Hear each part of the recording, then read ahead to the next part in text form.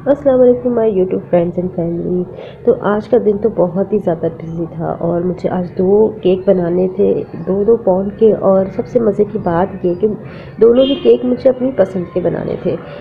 ये मेरी कस्टमर बहुत ही स्वीट है, जब भी केक बनवाती हैं मेरी अपनी चॉइस पे छोड़ देती हैं कि आप अपनी मर्ज़ी से बनाइएगा। तो मुझे बहुत मज़ा आता है फिर अपनी मर्ज़ी से केक का डिज़ाइन निकालने में और बनाने में, क्योंकि बाज़ वक़्त कस्टमर इतनी ज़्यादा डिमांड कर देते हैं कि इम्पॉसिबल को कहते हैं पॉसिबल कर दो।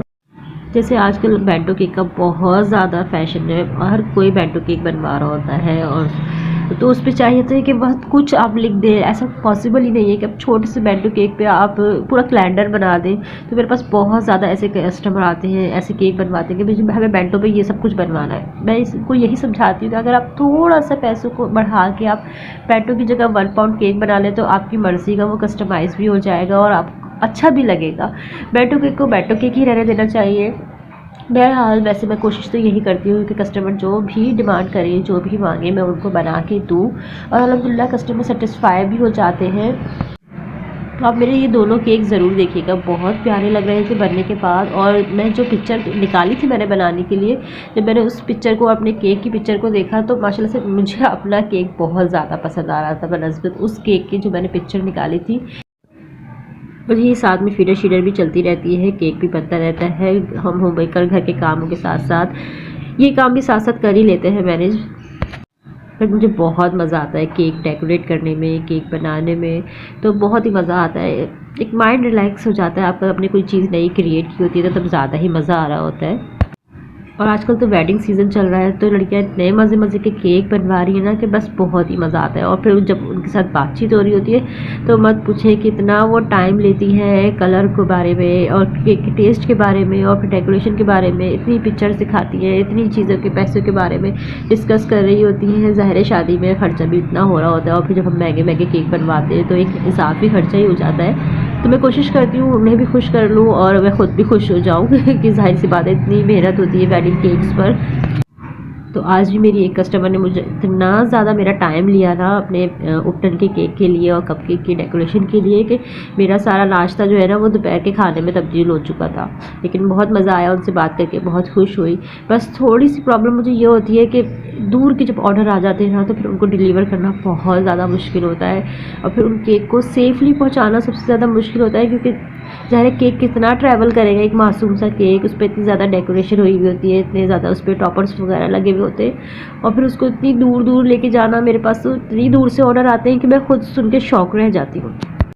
और फिर उस पर राइडर के इतने ज़्यादा नखरे होते हैं, इतने ज़्यादा वो चार्ज करते हैं कि फ्यूल ज़्यादा है और ट्रैवल ज़्यादा है, बहुत ज़्यादा डिस्टेंस है। तो बस बहुत मुश्किल हो जाता है मुझे दूर के केक डिलीवर करने में और राइडर को पैसे देने में बहुत ज़्यादा मुश्किल होती है, क्योंकि कस्टमर अच्छे से अच्छे केक के प्राइस दे देते हैं लेकिन डिलीवरी चार्जेस देते हुए बाकी बहुत ज़्यादा प्रॉब्लम क्रिएट करते हैं। तो बहुत मुश्किल हो जाता है बाकी राइडर को मैनेज करना। मुझे ना बस केक बेक बनाने से ज़्यादा ना ये सबसे ज़्यादा मुश्किल काम लगता है। मैं सबसे यही कहती हूँ कि प्लीज़ आप लोग खुद आके केक को लेके जाया करें। जब आप शादी की शॉपिंग कर रहे होते हैं या आपके घर में कोई इवेंट होता है, बर्थडे वगैरह, तो आप कितनी तैयारियाँ करते हैं, कितनी शॉपिंगें करते हैं और कितनी जगहों पे दूर दूर आप इन्विटेशन देने जा रहे होते हैं। तो प्लीज़ आप लोग केक लेने भी खुद ही आ जाया करें, क्या मुश्किल है। अपनी कन्वेंस नहीं है तो आप बाइक पर भी बहुत सेफली केक को ले जा सकते हैं। 1 से 2 बंदे अगर बाइक पर बैठ जाए तो आराम से केक आपका पहुँच जाता है, क्योंकि मैं भी इसी तरह से केक पहुंचाती हूँ। मैं कभी भी ऐसे नहीं कि उसको खाने की तरह भेज दूँ। मैं यही चाहती हूँ कि कोई एक बंदा उसको बहुत सेफली पकड़े और उसके बाद एक बंदा जो है राइड कर ले। तो इस तरह से मैं केक पहुंचा देती हूँ। करीब के केक मुझे कोई मुश्किल नहीं होती, बच्चे भी दे आते हैं, लेकिन दूर के केक में मुझे बहुत ज़्यादा मुश्किल। तो आज का जो एक केक था तो वो तो किसी को अपने घर में दावत में लेके जाना था, तो उसमें कोई ज़्यादा मुझे कुछ ना लिखना था ना मुझे डिज़ाइनिंग करनी थी।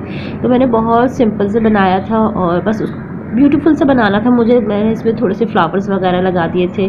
और सेकंड केक मैंने अपने हस्बैंड की बर्थडे के लिए बनाना था, तो उसमें भी कोई थीम नहीं थी, वो भी कोई डिमांड नहीं करते, बस मैं उनके लिए केक बना देती हूँ जैसा भी होता है। तो वो केक भी आपने ज़रूर देखना है कि मैंने अपने हस्बैंड के लिए कैसा केक बनाया है। रेसिपीज़ तो मैं हमेशा ही आप लोगों के साथ शेयर करती रहती हूँ, लेकिन अब मैंने सोचा कि मैं अब रेसिपीज़ नहीं शेयर किया करूँगी, बल्कि मैं आप लोगों के साथ छोटे-छोटे से व्लॉग्स लेकर आऊँगी, बनाऊँगी कि मैं किस तरह से केक डेकोरेट करती हूँ। और ये मेरे हस्बैंड का केक था जो मैंने ज़रूरत से ज़्यादा टॉल कर दिया था। ब्लैक एंड वाइट मेरी थीम थी और ये केक मैं पार्टी के लिए बना रही थी, कस्टमर का था, तो उन्होंने कोई डिमांड तो नहीं की थी, तो मैंने खुद ही इसको प्यारा सा ग्रीन कलर दे दिया था, क्योंकि मैंने इस कलर का केक बनाया नहीं था। तो यहाँ पे थोड़ा सा कलर आपको चेंज नज़र आ रहा होगा, क्योंकि मैंने कैमरा चेंज कर लिया था, इस मोबाइल में चार्जिंग ख़त्म हो रही थी। और ये डिज़ाइन भी मैंने बनाया नहीं था पहले कभी ना, ये घुमाने वाला, तो मुझे नहीं पता इसे क्या कहते हैं, बस मैं तो बनाने बैठ गई थी, तो इसने मुझे बहुत तंग किया। यानी 3 से 4 मरतबा मैंने इस डिज़ाइन को बनाया, फिर स्क्रैप किया, फिर बनाया, फिर स्क्रैप किया, फिर कहीं जाके इसका ये फाइनल थोड़ा सा फिनिशिंग लुक आया था। मतलब हम लोग को अच्छा नहीं लग रहा था, बन तो रहा था लेकिन वो हमें दिख नहीं रहा था कि अच्छा लगेगा या नहीं लगेगा, लेकिन बनने के बाद वाकई बहुत ज़्यादा प्यारा सा लग रहा था। और ये गुल्लू बट वाला केक मेरे हस्बैंड के लिए बहुत सारी मूछें बना के लगा दी थी, टॉपर नहीं था, तो मैंने खुद ही पेपर पे कट किया और फिर फॉन्डेंट पे कट कर लिया, क्योंकि मैं ज़्यादा टॉपर नहीं खरीदती, क्योंकि मेरे पास फॉन्डेंट केक के ऑर्डर बहुत कम आते हैं। ज़्यादातर मेरे पास ना क्रीम केक ही लोग मेरे पसंद करते हैं, क्योंकि मेरे क्रीम केक का टेस्ट बहुत बहुत पसंद आता है सबको। और फॉन्डेंट केक कितने ज़्यादा एक्सपेंसिव होते हैं ना, वो हर एक के बजट में आते भी नहीं हैं। तो ये मैं इनका वेट कर रही थी, यहाँ मेरी मशीन भी मुझे बहुत तंग करती है, कभी देती है और कभी नहीं देती, तो मैंने दोनों का ही वेट कर लिया था और माशाल्लाह से अच्छे वेट के मेरे केक तैयार हो गए थे। आप ज़रूर बताइएगा कैसे लगे। अल्लाह हाफ़िज़।